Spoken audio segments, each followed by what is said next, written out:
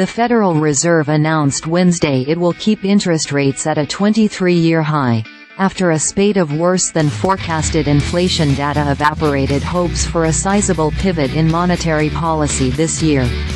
Get Forbes breaking news text alerts. We're launching text message alerts so you'll always know the biggest stories shaping the day's headlines. Text alerts to 201-335-0739 or sign up here. What the Fed will do next. Despite the sticky inflation and strong economic growth, investors and economists alike consider it highly improbable the Fed will return to rate increases anytime soon. It would probably take either a serious global supply shock or very inflationary policy shocks for rate hikes to become realistic again.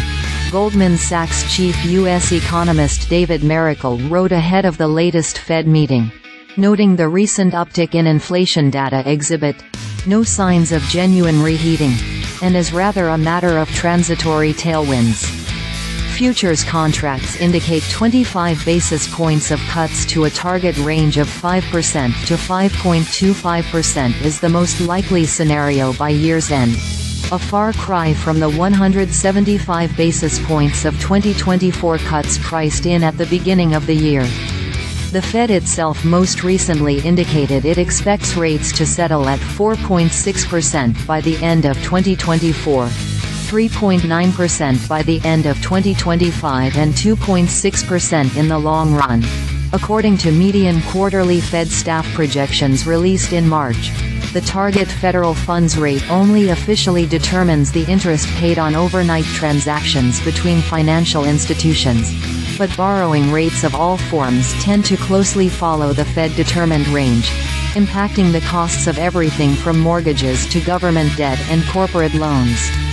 Lower interest rates tend to spark economic growth, while higher rates tend to do the opposite, and central banks typically hike rates to slow inflation in an effort to maintain the value of their home currencies.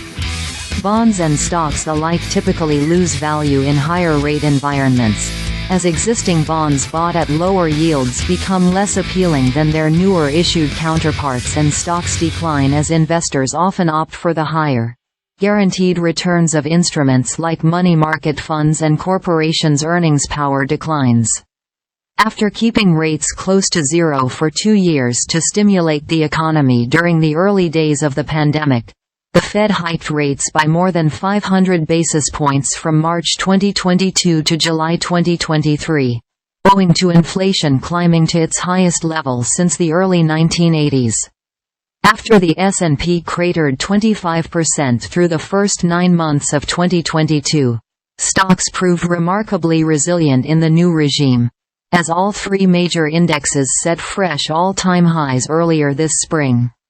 However, stocks have slid and yields have climbed in recent weeks as inflation came in above economist forecasts for the 5th straight month, with the S&P posting its first losing month since October last month.